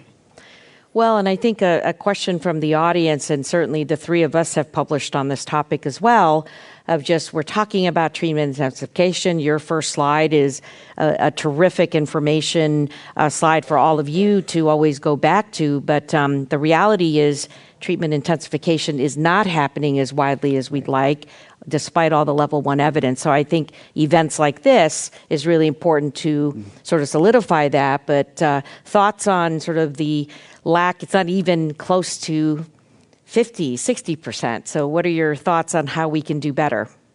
I think that data that comes from community, identifies certain patient factors like where you live, rural versus urban, who you get seen by, comprehensive cancer center versus the community, your access to care, who you see, medical oncologist versus urologist. There are certain predictors of that lack of treatment intensification. That is improving. Every time I see the data, it continues to improve. I don't think it'll ever be 100%. Even in the academic, ivory tower, it's not everybody that we see is perfect for doublet or triplet therapy. So I think probably a sweet spot will be 80 to 90% ideally. But the patients that we see, they're already self-selected for being able to drive to our academic centers and consult with us. And those in the community who may have financial barriers, may have structural barriers, may have more comorbidities, I don't think it's going to be for everybody. Well, I'd just like to add, please. We are presenting in ASCO GU, Dr. Swami is the lead author, that the intensification has reached up to 77%. In Flatiron data set, which is mostly medical oncology data set. But this is very comforting to see reaching up to 80% now. Yeah. I agree. Yeah. And I think that's with a concerted effort with meetings like this and grassroots efforts to really inform our colleagues. To that end, when would you use a triplet? As Dr. Armstrong has mentioned, Dr. Agarwal, do you give triplets versus doublets? And in what scenario do you do either? A very small number of patients who have liver metastasis. These are 7 to 8% patients. And I'll be honest with you, if I see this P10 loss, RB loss, P53 loss, so if I see RB loss alone, I usually go with docetaxel. If I see both P53 and P10 loss, I go with docetaxel. So there are 20% of patients in my clinic who get triplet otherwise, I think ADT plus ARPI are pretty good for all category of patients, as also shown by the STOP-CAP M1 database today by Dr. David Fisher. Right. Yes, that was a terrific discussion, and thank you both so much for answering, these types of questions. We are going to move on to the last module of the evening. Thank you, all of you, also virtually still remaining with us, because we had a wonderful talk from Dr. Agarwal today, and he'll educate us again on the optimal integration of PARP inhibitors in this scenario in prostate cancer. Dr. Agarwal? Thank you. And thank you, Dr. Love. We miss you here.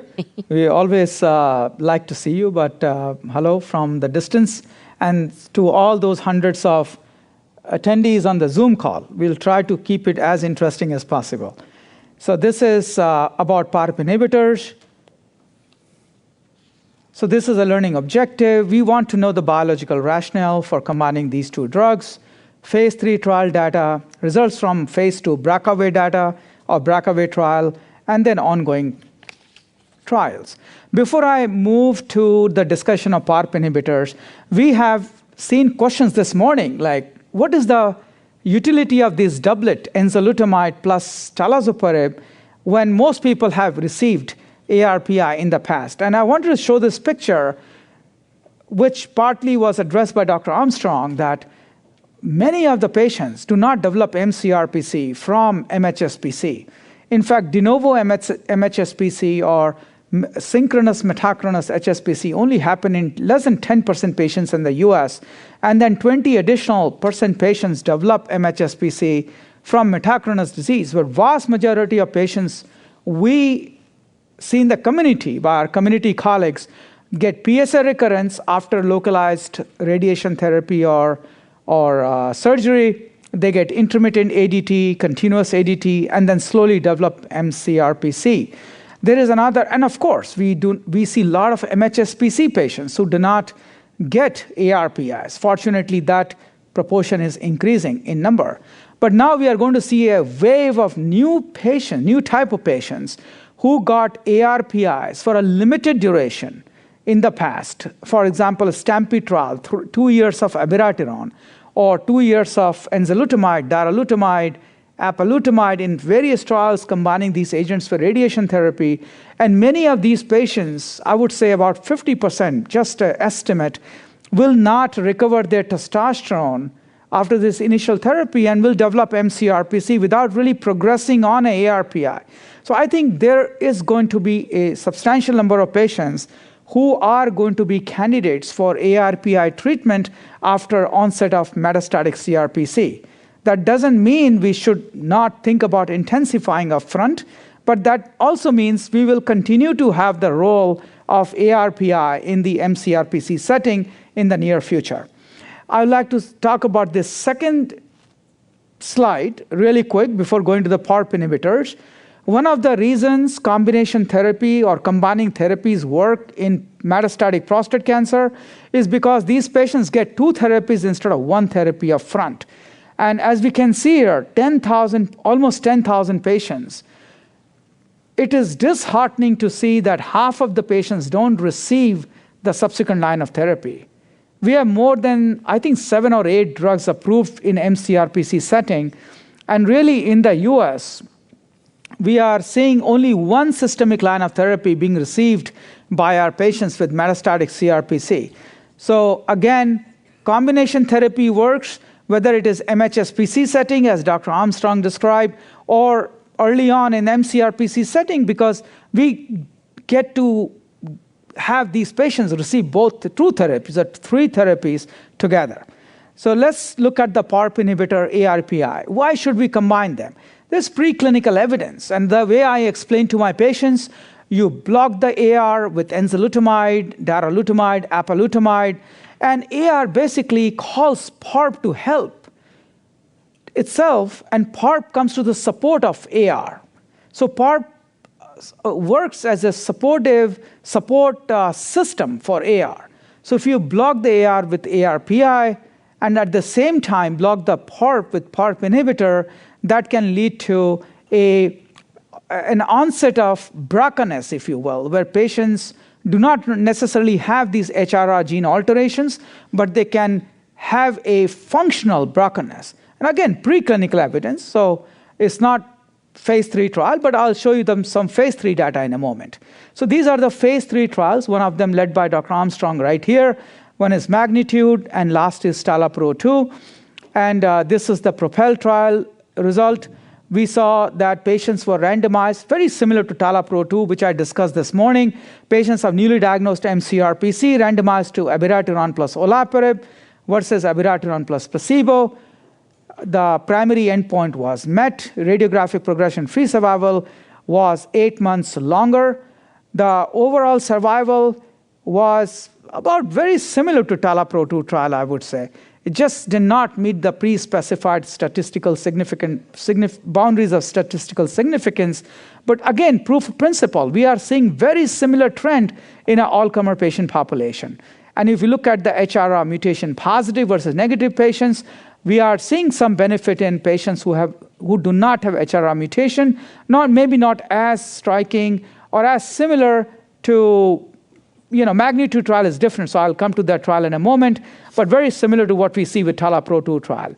Side effects, mostly nausea and vomiting. I don't let any patient go home with anti-nausea medication when I'm starting them on olaparib. This is the Magnitude trial. It was a different trial. It was basically 2 trials. Patients either had HRR mutations by tissue testing or did not have HRR mutations. And in patients who had HRR mutation, who did not have HRR mutations, pretty much there was no benefit, and trial was halted early. Patients who had HRR mutations present, BRCA1 and BRCA2 mutation positive prostate cancer patients showed the maximum benefit. It was not as strong as we saw with the PROPEL trial as far as all HRR mutation positive patients were concerned. So looks like there may be a difference in the efficacy as far as abiraterone-niraparib combination is concerned versus abiraterone plus olaparib is concerned. And we know there was a 33% dose reduction of niraparib up front, and we know dosing matters with PARP inhibitor. We are not sure what happened. Across the trial comparison is not fair, but we see less magnitude of benefit with niraparib-based combination. As I said, HRR negative patients did not have any benefit, and now we come to the final analysis. Most of the benefit was basically seen in the BRCA1 and BRCA2 patients. This is a pre-specified analysis adjusting for the baseline factors, and it shows benefit in BRCA1 and BRCA2 positive patients. One of the unique side effects, in addition to what we see with PARP inhibitor, is cardiovascular side effects, hypertension, arrhythmias, but they are happening in very small number of patients. So niraparib remains a pretty good, well-tolerated drug like any other PARP inhibitor. Coming to the TALAPRO-2 trial, we published these results last year after the RPFS data. Now I'm going to show you the updated data from today morning, which I presented this morning. But this is the overall trial design. All-comer patient population, very similar to PROPEL. They were randomized to talazoparib plus enzalutamide versus placebo plus enzalutamide. I think the big difference was the addition of these HRR mutation positive patients in the end, and I think that allowed us to better elucidate the magnitude of difference in patients who had HRR mutation positivity. All these patients had prior tissue testing, so prospective tissue testing done. That was a difference from the PROPEL trial. And radiographic progression-free survival was the primary endpoint. Overall survival was the key secondary endpoint, which was alpha protected, meaning it was statistically powered for overall survival. We see that 100% of these patients had tissue testing done. BRCA1 and BRCA2 positive patients only comprise 7% of these patients. There is no way BRCA1 and BRCA2 mutation were driving the survival benefit here. We can see radiographic progression-free survival is 13 or 14 months improved. That's quite an improvement in radiographic progression-free survival in this all-comer patient population. 19.5 months versus 33.1 months. Please note that in the PREVAIL trial, which led to approval of enzalutamide, the median PFS was 21 months or 20 months, if I'm not mistaken, very close. So this is an all-comer patient population, and basically adding 14 months to that. It's quite impressive in my view. Overall survival data showed positive overall survival benefit, more than about 9 months of improvement in survival, which is, again, quite striking.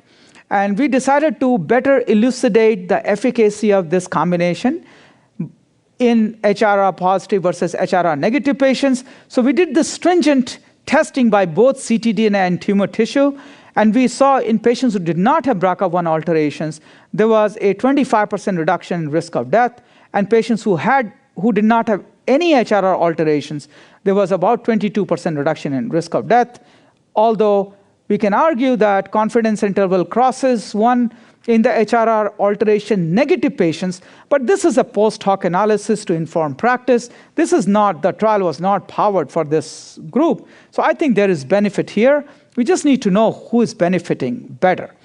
And coming to the side effects, we did not see any new MDS AML, which was quite nice to see. And I'd really like to bring your attention to management of side effects.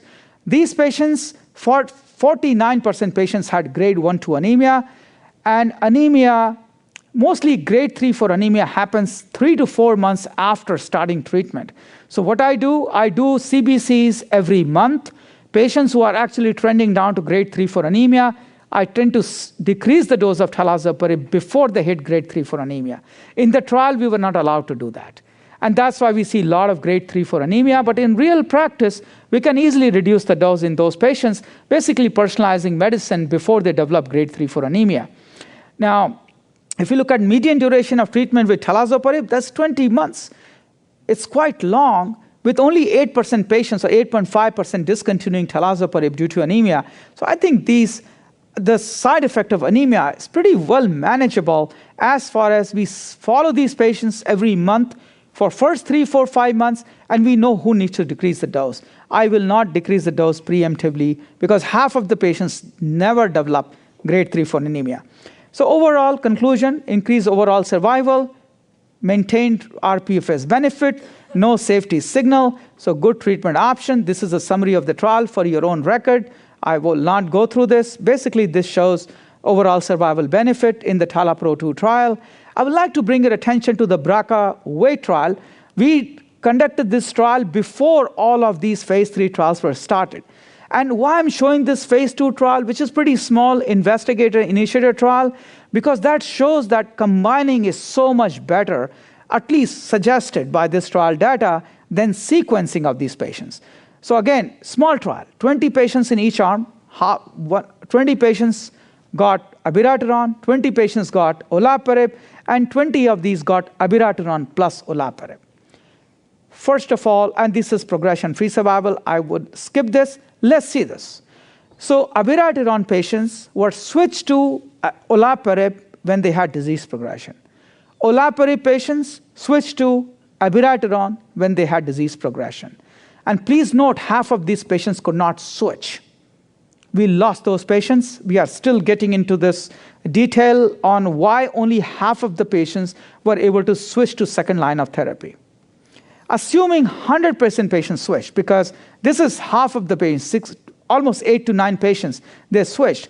Even if you assume everybody switched, the combined PFS of sequencing is 16 months. But look at the arm 3 where abiraterone was combined with olaparib. That's 39 months. And I think these data really help me grasp the magnitude of or the benefit of combining rather than sequencing. Not only we lose patients, but I think there has to be some synergy as far as attack on the tumor biology is concerned. So with that, I would like to conclude my discussion by saying that this is just a start. TALAPRO-3 trial data will be coming soon. Amplitude trial data will be presented. These are hormone-sensitive trial, and I think it is a matter of time before we start talking about these agents in the hormone-sensitive setting. These are the 3 trials. This is the EvoPAR Prostate 1. This is using a new drug, saruparib. And then, of course, my take, all of these patients need NGS testing, because there are implications on the family, implication on the patients, and difference in magnitude based on what kind of mutations they have. So it is very important that we do continue to do NGS testing regardless of result of TALAPRO-2 trial or the PROPEL trial. Thank you very much. Fabulous. Well, thank you so much. And I think many of us who were there at your discussion this morning are trying to really figure out how to integrate that in our practice. As sort of the second bullet here, there's a lot of discussion and even a recent meta-analysis that took all of those studies that you were talking about and trying to figure out, depending on what particular gene was actually mutated in the HRR family, that you would get different responses. I think this audience knows BRCA2 is clearly the driver, but the question here from our respondent was, well, what do we do with PALB2? And what do we do with ATM, which has been a lot of hand-wringing? So I'm going to rephrase that question of, do we need to do any hand-wringing at all, Dr. Agarwal? Or are we just going to say, well, we tested and here's this and everyone gets a doublet? Yeah, I think magnitude of difference is much higher in BRCA2 and BRCA1, followed by HRR positive patients. There was a hazard ratio of 0.62. Which is like 40% reduction. If you exclude BRCA1 and BRCA2 mutation, we still saw survival benefit in that post-hoc analysis. So my take on this, BRCA1, BRCA2, PALB2, RAD51, there are many genes. CDK12 hazard ratio was 0.5, so I'm using it in CDK12 positive patients, which is a very common gene mutation. Regarding the ATM, I have seen responses, but ATM is such a large gene. If it is a small mutation, may not affect the function of the gene. But I think we will hopefully show some compelling data in ASCO, which is only a few months away. And I think we'll have a better information on what to do in ATM-positive patients. But for now, I will continue to use it in all patients who are HRR mutation positive. Mm-hmm. Dr. Armstrong?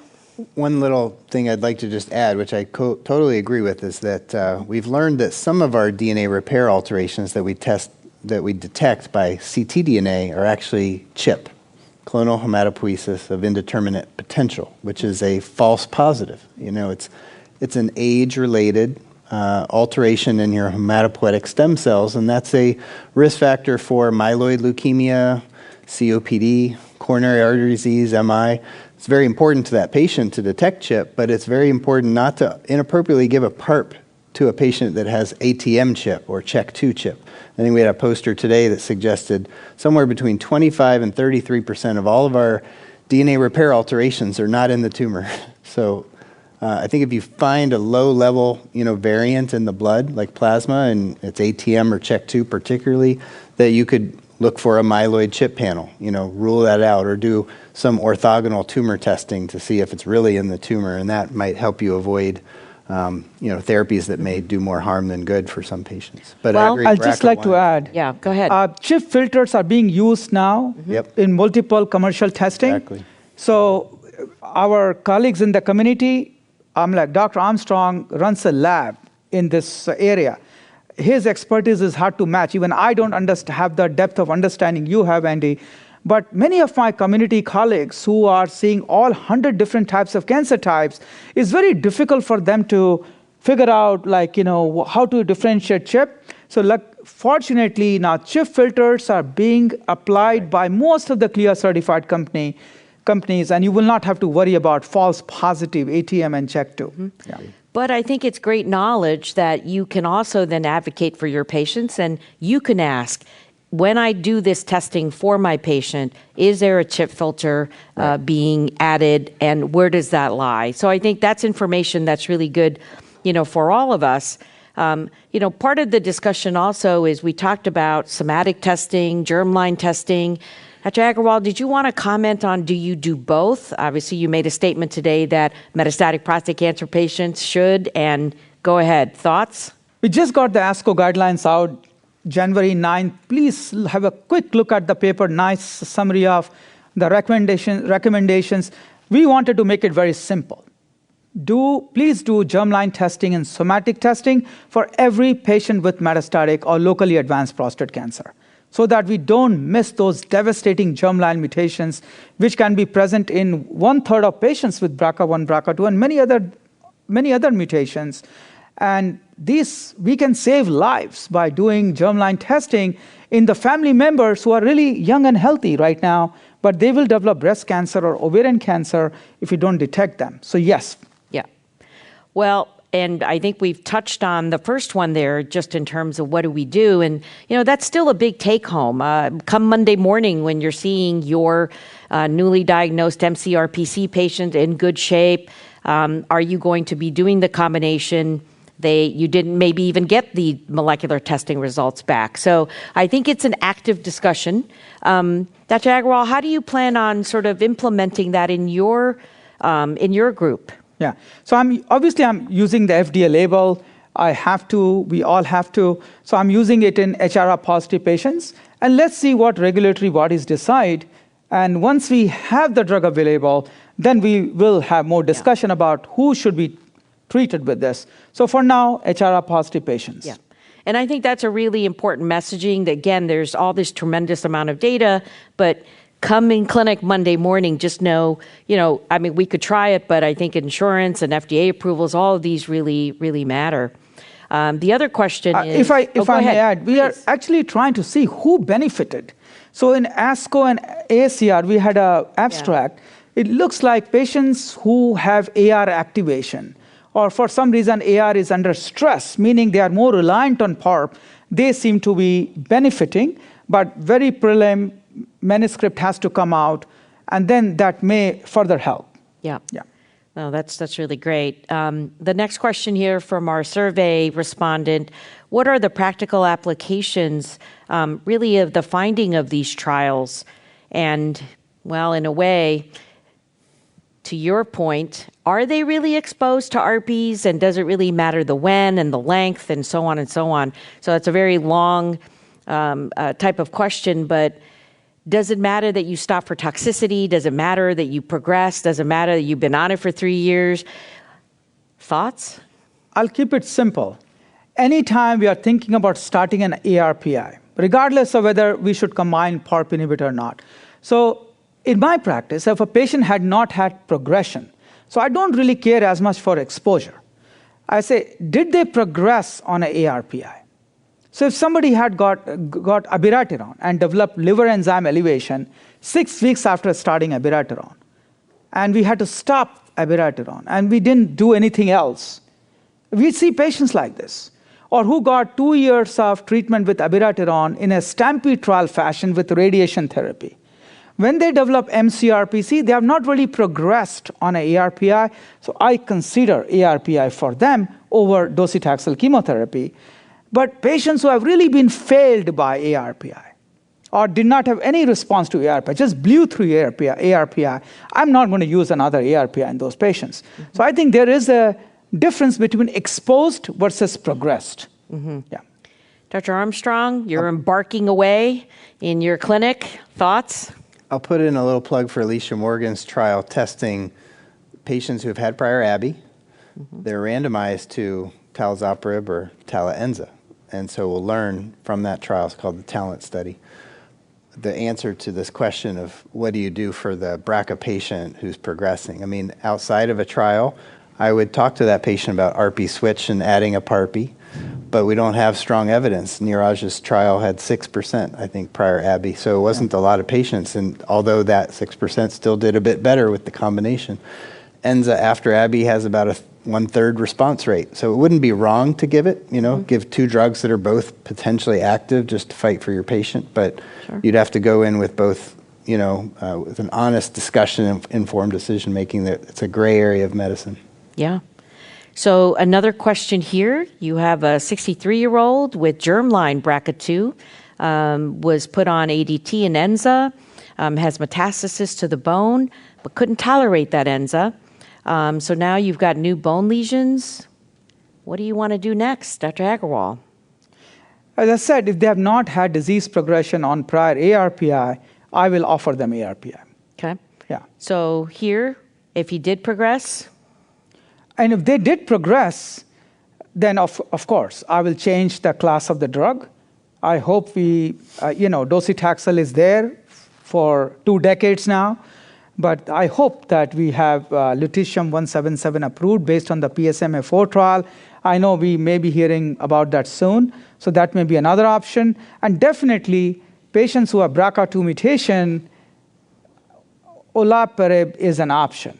It works beautifully. Irucaparib, they can add years to survival. So I wanted to mention PARP inhibitor in the last, just to mention that they are probably the most effective drug for patients who have BRCA2 and maybe BRCA1 mutation. So I'll use that. Okay. Dr. Armstrong, should we think that the BRCA study is adequate to think about sequencing or combination? I think BRCA addressed the, in a randomized way, sequencing. Didn't have a power to look at survival. It was PFS endpoint, PSA endpoints, but it was compelling because of the dropout rate that you see, that patients, when they progress, there's morbidity and mortality associated with progression. So the goal of patients is to stay alive and keep their progression at bay. And so the combination is really important. Well, and I think as we've seen, especially Dr. Agarwal on your slides, we now have lots of choices for PARP inhibitors, either alone or in combination. How do you pick? In reality, for the combinations, we will be picking up the combination based on the backbone ARPI. That's my feeling. Okay. So a patient has received abiraterone for 2 years, and you're choosing enzalutamide, then enza can only be combined with talazoparib. We don't recommend mixing these ARPI plus PARP combinations. If you choose abiraterone for a patient who has never seen any ARPI, obviously niraparib and olaparib are good options. And then drug interaction, copay, and so many other factors kick in our decision making, which often force us to make a decision for one of those combinations. So I think it's a backbone ARPI choice, which is going to be defining, in most patients, the choice of the combination. Dr. Armstrong, does it matter that you take less pills with a few of these because they're a combination? I'm sure some of our audience members may want to know your opinion on that. Or doesn't it not matter? Do you bring it up at all? Yeah, my first mantra is efficacy and survival first, and safety is really important as part of the second piece of that equation. And I think, across the PARP inhibitor trials, you see very striking similar efficacy, at least for the PROPEL and TALAPRO trials. For the magnitude study, I think you alluded to this in your jokes about the lack of magnitude. You don't see as much. And so that would not be my default choice, and I have yet to use that approach. Now, you do have some patients who can't take the pills, but, it's hard to adjust combo pills, because you don't know which toxicity you're having sometimes, and again, that combination may be less effective and more toxic than alternatives. So in a particular mutation for this oncologist asking us, let's say it's ATM, do you say pass and just do something else like chemotherapy? Or, what's your next step, Dr. Armstrong? Yeah, so ATM is a DNA damage sensor. It's not really a homologous repair deficiency at all. It's included in this quote panel, but it really derives from signaling around DNA damage sensing. And we're developing new inhibitors that may be synthetic lethal with ATM carriers, and PARPs are not those. The objective response rate to PARP monotherapy in an ATM carrier is less than 10%, and the PFS is not great. And the FDA's own meta-analysis of the ARPI-PARPI combos in ATM carriers, the hazard ratio is very close to 1. Yeah. So not a strong synergy there. So we're looking for alternatives, enrollment of those patients on trials, and sticking with the proven therapies like docetaxel, cabazitaxel, PSMA lutetium, radium, CYP-T. All of those can benefit those patients. So Dr. Agarwal, I'll ask you the last question before we adjourn for the evening. This is a question from our audience. If a patient isn't tolerating one of the combinations, you try the other? It's tolerating or not tolerating? Not tolerating. So if you're not tolerating one, do you switch? You're not progressing, do you switch? If not tolerating, it's easy decision. Yes, we switch. Yeah. How about you, Doctor? I said he was going to have the last word, but go ahead, Andy. Well, yes, I agree with him. Neeraj is always right. That's absolutely wonderful. Well, thank you, all of you in the audience, as well as our attendees virtually.